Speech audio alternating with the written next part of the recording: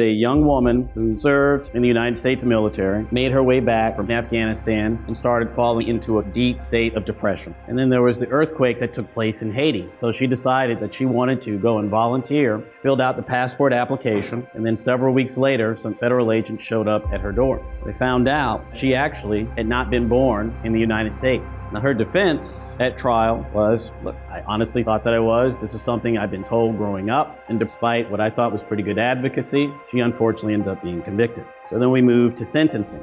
So the prosecutor gets up and he says, listen, you served, but you were a woman and you probably didn't see combat, so how can you say that what you experienced was all that severe? And she says, attitudes like yours are an example of why so many veterans suffer. I may not have been in a combat classification, but let me tell you what I experienced. Do you know what it's like to be in a combat zone where you hear bombs going off, being in a base and hearing a whistle and realizing that maybe within 2 or 3 seconds, there's a mortar that's going to hit and might kill us all? I experienced assault that was never prosecuted or dealt with by commanders. But the worst thing is to have to stand in front of someone like you who's so, and I'm sorry to say this, stupid, that you would make a statement like that and not recognize my service and what I had to deal with. So while I may not fit your idea of a soldier, let me tell you that I served and I suffered. There was not a dry eye in that courtroom. And so what the judge did was we stepped back and he says, one of the things that we need to recognize is that there are very few people who come before our court system who sacrifice more than veterans. It would be a perverse outcome for the United States to come into this courtroom, as you always do,